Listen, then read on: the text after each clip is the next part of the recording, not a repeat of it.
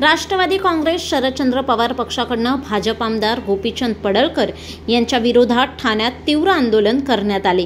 जयंत पाटील यांच्याबाबत आक्षेपार्ह विधान केल्याच्या निषेधार्थ कार्यकर्त्यांनी पडळकर यांच्या प्रतिमेला जोडे मारून ती प्रतिमा जाळली देखील। सुहास देसाई, प्रकाश पाटील, सुजाता खाग यांच्या नेतृत्वाखाली झालेल्या या आंदोलनात शेकडो कार्यकर्त्यांचा सहभाग होता। यावेळी कार्यकर्त्यांनी पडळकर मुर्दाबाद, चोर गोपीचंदचे करायचे काय अशा घोषणा देखील दिल्या। पडळकर ह्या माणसाचं संतुलन बिघडलेलं आहे, म्हणजे मेंदू तर नाहीच आहे हे त्यांनी वारंवार सिद्ध केलेलं आहे। आव्हाड साहेबांच्या अंगावर गाडी नेऊन सुप्रियाताई सुळेंबद्दल काहीतरी वक्तव्य करून आणि काल जे ते बडबडले आहेत ते इतक्या खालच्या पातळीचं आहे की आम्ही त्याचा कधी विचारही करू नाही शकत। पण हे बडबडल्यानंतर कुठल्याही भाजपच्या वरिष्ठ नेत्यांनी त्याची दखल घेऊन पडळकरांना अजून तरी समज दिली आहे असं काही वाटत नाहीये।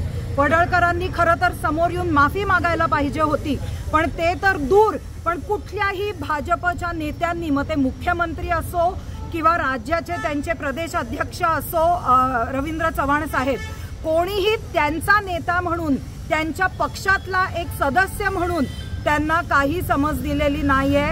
ह्याच्याच वरनं आम्हाला हे ठामपणे वाटतं की जे काय गोपीचंद पडळकर बरळत आहेत त्याच्या मागे फडणवीसांचा आशीर्वाद आहे त्यांना।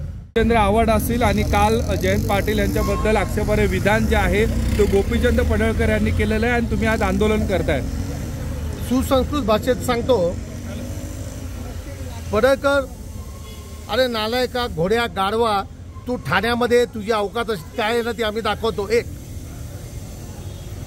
पडळकरांनी जर त्याच्या आयुष्यातली सगळ्यात मोठी चूक केली असेल ना तर जयंत पाटलांसारख्या सुसंस्कृत नेत्यावर एक बरं ओकली आहे की जी लायकी नाही द्यायची।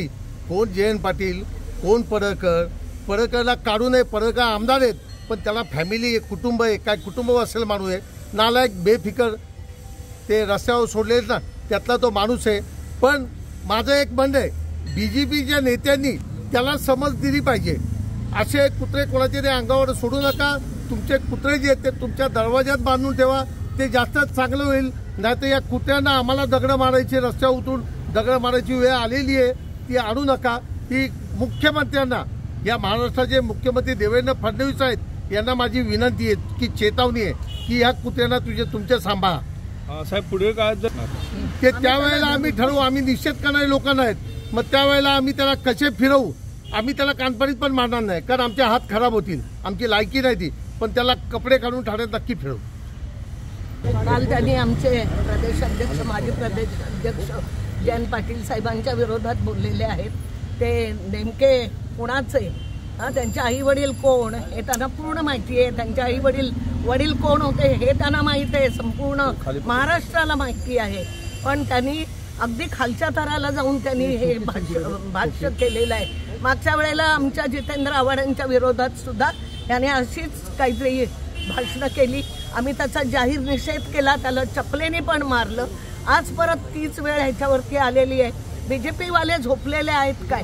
जर प्रत्येकाची कुंडली काढायची ठरवली, काढा ना। इतर ज्यांची आहेत, जे वाईट आहेत, जे बेकार धंदे करतायत, ज्यांची संपूर्ण रेकॉर्ड खराब आहेत, त्यांची कुंडली काढा।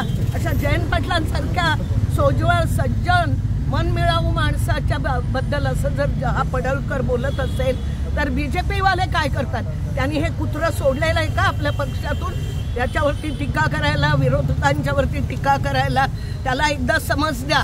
बीजेपी वाल्यांना पण आमचं सांगणं आहे, मुख्यमंत्र्यांना पण सांगणं आहे, त्याला एकदा समज द्या। परत जर आमच्या कुठल्याही नेत्याच्या विरोधात ते बोलले तर ठाण्यामध्ये तुम्ही या, फक्त तुम्ही हायवेला येऊन दाखवा, आम्ही तुमची काय परिस्थिती करतो ती बघा।